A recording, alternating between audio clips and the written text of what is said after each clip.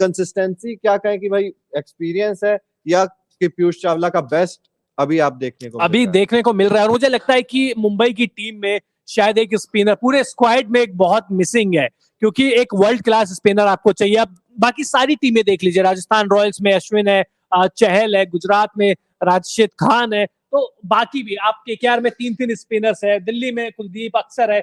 इस टीम में एक वर्ल्ड क्लास स्पिनर की कमी है। मुझे लगता है कि कहीं आने वाले जो वक्त में ये टूर्नामेंट जैसे जैसे आगे बढ़ेगा, मुंबई इंडियंस को दिक्कत होती जाएगी, क्योंकि वर्ल्ड क्लास स्पिनर आपको चाहिए। पीयूष चावला मुझे लगता है अकेले पड़ चुके हैं।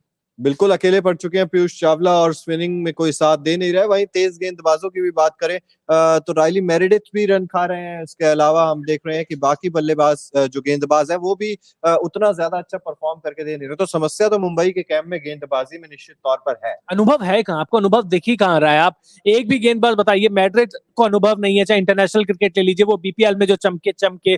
उसके बाद आज येंसन खेल रहे हैं, उनको भी कोई अनुभव नहीं है। किसमें? एक पीयूष चावला को छोड़ दीजिए, गेंदबाजी आपको आप किसी भी सपाट पिच पे खेले तो मुझे लगता है कि मुंबई इंडियंस का बॉलिंग अटैक ऐसा है जो एक मैच में शायद 300 रन भी खा जाएगा। इतना वीक मैं कह सकता हूं कि इनका बॉलिंग अटैक है, और इस टूर्नामेंट का सबसे वीकेस्ट बॉलिंग यूनिट में इनको बोलूंगा। बिल्कुल वीकेस्ट बॉलिंग यूनिट नजर आ भी रही है। और आज तिलक वर्मा की बात करें, जिनसे एक्सपेक्टेशंस बहुत ज्यादा है, हालांकि एक डिसेंट पारी खेली, 25 गेंदों में 30 रन इन्होंने बनाए 120 के स्ट्राइक रेट से। और अगर कमेंट सेक्शन में जाए तो सूर्य के बल्ले से आग निकल रही है, प्रदीप गॉडसे जी लिख रहे हैं। तो निश्चित तौर पर आग निकल रही है। और आज तो कप्तान थे, तो ये हो गया कि भाई कप्तानी पारी खेलनी पड़ेगी आज। तो खेली भी है कप्तानी पारी खेली भी है, क्योंकि उस वक्त अगर ये अपना अटैकिंग अप्रोच नहीं रखते तो बहुत सारी चीज थी। लेकिन आज सूर्य चमका है तो इसके बाद देखिए, सूर्य चमका है तो रन भी बनेंगे, और क्या, और रन बनते रहेंगे। सामने क्या हो रहा है? आपके सामने यही हो रहा है कि आपकी जो टीम है वो हार रही है। अरे क्या जवाब दिया है। चलिए, अब ईशान किशन की तारीफ हो गई सूर्य कुमार यादव की। कमेंट्स भी ले देते हैं। हाँ, लीजिए। प्रीतम कुमार कह रहे हैं कि मेरी चाहत कबूल हुई। कौन से चाहत? मुंबई को जिताना चाह रहे थे। वो चाहत कबूल हुई। चलिए आप मेरे साथी हैं। आपका जोश कहाँ है अंकिता? आप मतलब मुंबई, मुझे लग रहा है इनको लग रहा है तुक्का लग गया। कोई तुक्का नहीं लग रहा है, मुझे कॉन्फिडेंस था कि जीतेगी और जीत भी गई। नहीं, अगर ये कॉन्फिडेंस दिल्ली के खिलाफ होता तो भी समझ में आता था। केकेआर तो अच्छी टीम है यार, कॉन्फिडेंस नहीं करना है। हार के आ रही पिछला मुकाबला, आप ये भी तो देख लो। मुंबई इसके पिछले वाले मुकाबले भी जीत के आई थी दिल्ली से। अच्छा, वेंकटेश अय्यर की बात करें तो देखिए, जितनी ज्यादा इस तारीफ की जाए, क्योंकि शतक जड़ा है उन्होंने, और ये शतक उन्हें भी याद रहेगा हमेशा के लिए। और क्योंकि एक अच्छी पारी खेली, इंडिया भी खेल चुके थे, उसके बाद ड्रॉप हुए, तो हार्दिक पांड्या का रिप्लेसमेंट। बिल्कुल। और अगर यहाँ पर वेंकटेश अय्यर इसी तरह से खेलते रहे तो एक बार फिर से वापसी भी हो सकती है टीम इंडिया में, क्योंकि पिछली पारी जो आई थी वो भी एक अच्छी पारी थी गुजरात के खिलाफ। जी बिल्कुल, और इस सीजन में अब तक शानदार प्रदर्शन किया है केकेआर की साइड से। कई बार ऐसा लगा है कि अकेले ही लड़ रहे हैं, अकेले ही खेल रहे हैं। तो मुझे लगता है कि बहुत सारी चीजें आपको देखनी होगी। और वहीं अगर बात की जाए वेंकटेश अय्यर, सबसे जो अच्छी चीज है वो लगा अप्रोच, जो अटैकिंग अप्रोच के साथ आते हैं। क्योंकि बीच में फंसते थे, ऐसा लगता था कि अपना नेचुरल गेम नहीं खेल रहे, टाइम लेते हैं, उसके बाद एक्सलेट करने की कोशिश करते हैं, वो उनका नेचुरल गेम है नहीं। यहाँ आते के साथ ही ताबड़तोड़ बल्लेबाजी करना स्टार्ट कर देते हैं। तो तारीफ वेंकटेश अय्यर की बनती है।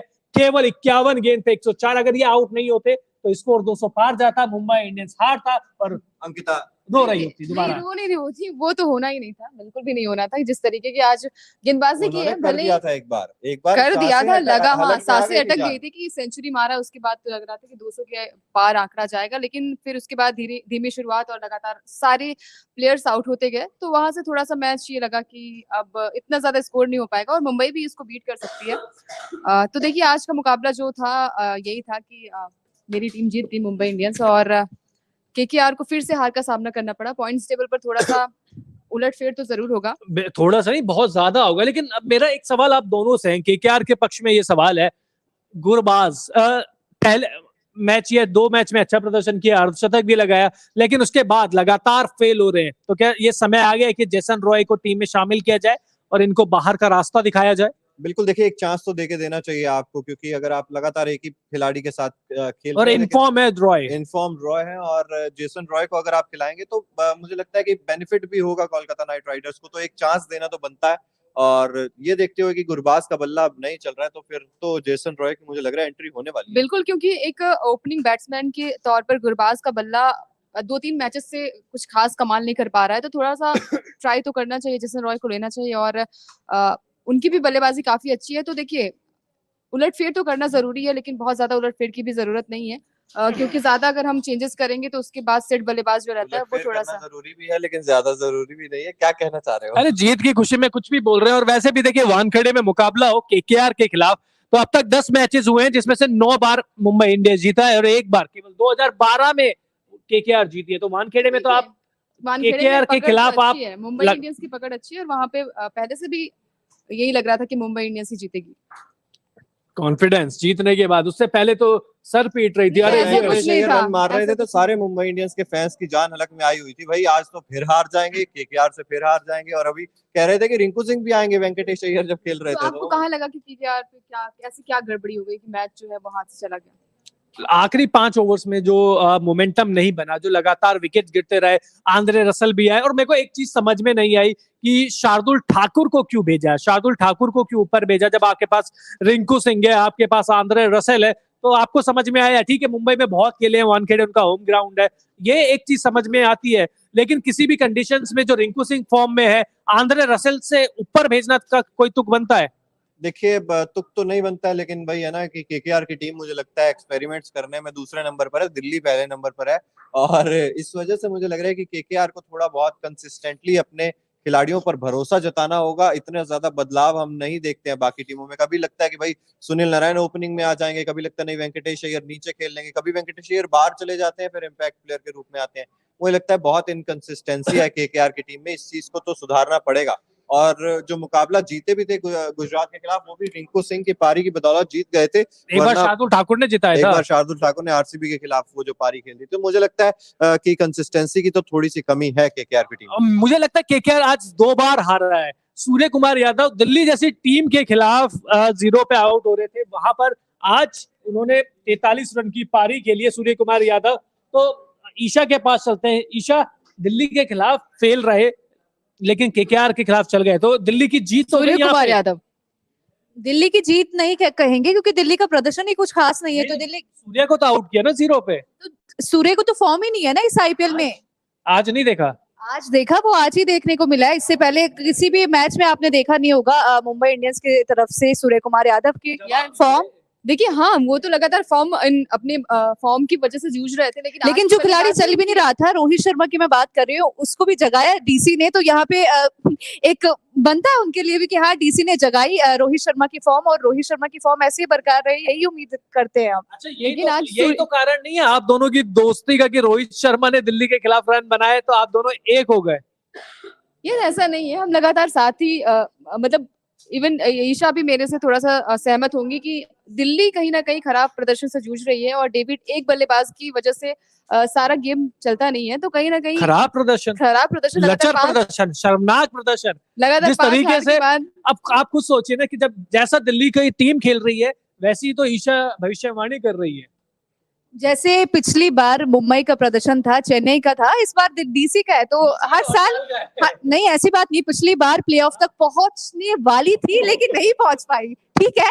लेकिन अब आगे प्रदर्शन अच्छा रहेगा, यही उम्मीद करते हैं। लेकिन फिर भी अब तो जिस तरीके का प्रदर्शन डीसी कर रही है, अब कुछ बोलने के लिए बचा नहीं है। तो दूसरी टीम को सपोर्ट करने कब आ रहे हो? कर लो, अभी भी राजस्थान पड़ोसी है, आ जाइए। बिल्कुल भी नहीं, आज भी देखिए गुजरात को सपोर्ट कर रही हूँ, तो एक विकेट भी हो गया है। देखिए अभी भी टाइम है। चिराग, बहुत सारी चीजें हमने देखी इस मैच में, बहुत सारे उतार चढ़ाव देखे, लेकिन आज का टर्निंग पॉइंट मैच का क्या रहा?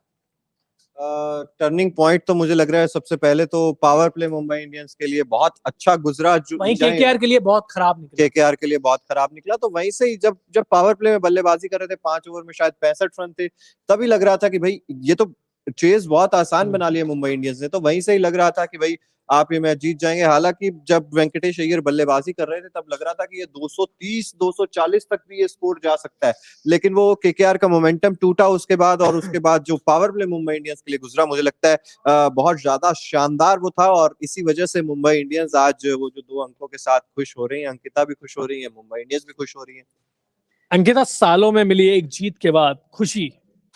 हर बार जीतती है ऐसा नहीं है। आप एक मुकाबले आप एक सीजन को लेकर नहीं बैठ सकते हैं यहाँ पे। अच्छा चिराग, मैं चाहूंगा कि एक बार अगर पॉसिबल हो पाए तो पॉइंट टेबल भी आप जरूर चल लाइएगा, क्योंकि अंकिता ना क्या हर बार जीतती है, तो वो हर बार कितनी बार आता है और कितने दिनों में आता आप है। भी आगे आगे देखिए होता है क्या। अच्छा, प्रगति भी आ रही है जिस लेकिन पूरे न्यूज रूम में अगर कोई सबसे ज्यादा खुश होगा तो आज अंकिता ही होंगे कि मुंबई की दोबारा जीत हो चुकी है। एक लास्ट मैच में आप थी नहीं लाइव में, तो कैसा फील करी अंकिता, अब मैं जानना चाहूंगी। बहुत दुखी है उसकी। बहुत मतलब बहुत बहुत exactly खुशी की बात है, इसकी खुशी की आवाज बात है, से ऐसा, क्योंकि आपकी आवाज से ऐसा क्यों नहीं लग रहा कि आप बहुत ही ज्यादा मतलब खुश नहीं लग रही हैं, क्यों, ऐसा क्यों? नहीं, आवाज में क्या रखा है, आप खुशी कैसे भी जाहिर कर सकते हैं। आप धीरे लेकिन बोल मैं के मतलब थोड़ा सैड हूँ, ना ही मुझे रिंकू सिंह का जलवा देखने को मिला आज और ना ही मुझे केकेआर देखिए आपकी आपकी टीम खेल रही है तो आपको वो जोश मैं देखने को नहीं मिल केकेआर रहा को है। सपोर्ट करती हूँ जब सीएसके को और और? सपोर्ट नहीं करती हूँ, तो इसीलिए मुझे अच्छा फील नहीं हो रहा, क्योंकि मतलब- शाहरुख खान की फैन है केकेआर और मैं तो मतलब सॉरी शाहरुख खान की मैं फैन हूँ और टीम है, तो इसलिए। आप किसको सपोर्ट कर रहे थे सर? मुंबई इंडियंस को सपोर्ट कर रहे थे ऑब्वियसली। सपोर्ट कर रहे थे मैच से पहले। देखिए, मैं किसी को सपोर्ट दल बदलू है इंसान। मैं शुरू से ये कह रहा हूँ, आज कोई भी जीते मुझे कोई देखिए- फर्क नहीं पड़ता, क्योंकि अगला मुकाबला देखिए मेरी ऑडियंस टीम देख का रही होना है, था। ऑडियंस देख रही है। बाद भी मैंने आपसे पूछा था, जब मैंने आपने कहा नहीं यार कोलकाता ही जीतेगी ये वाला मुकाबला। मैंने वो बताया था, मेरे को लग रहा है 185 देखिए आपकी पोल खुल गई है और आप जो है आप बताइए इस मैच का टर्निंग पॉइंट कौन सा था? आपने जो सपोर्ट किया केकेआर को, वही टर्निंग पॉइंट था। आपको ऐसा क्यों लगता है कि हम जिसे सपोर्ट करते हैं हमारे सपोर्ट ये के हम कारण नहीं वो टीम बोलते, हार रही ये होती आपका है? आंकड़ा बता रहा है, ये आपका इतिहास बता रहा है। चिराग आपको पॉइंट टेबल भी बताएंगे। अब नंबर 1 पे कौन सी टीम है? नंबर 1 पर राजस्थान रॉयल्स है, जो कि आज दूसरे नंबर पर आ जाएगी जब गुजरात टाइटंस वो एक बिल्कुल। पहला स्थान हासिल कर लेगी। फिर भी ऊपर रहेगी ना। आरसीबी से आपने खेलना है, आपने ट्रॉफी जीतनी है।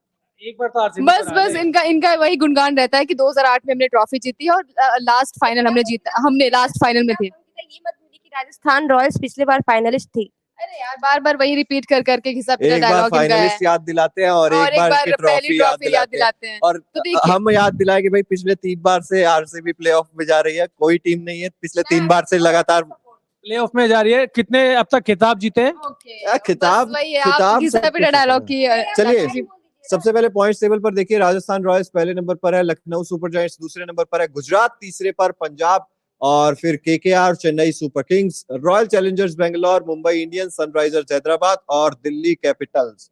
तो ये पॉइंट्स टेबल है। और आज अगर मैच की बात करें तो देखिए, तिलक वर्मा 25 गेंदे 30 रन 120 का स्ट्राइक रेट। रोहित शर्मा, एक स्टार्ट मिल गया था वो ईशान किशन के साथ, लेकिन कहते हैं ना कि वो छोटे भाई का रोल प्ले कर रहे थे। ईशान किशन जो थे वो मेन हीरो का रोल प्ले कर रहे थे।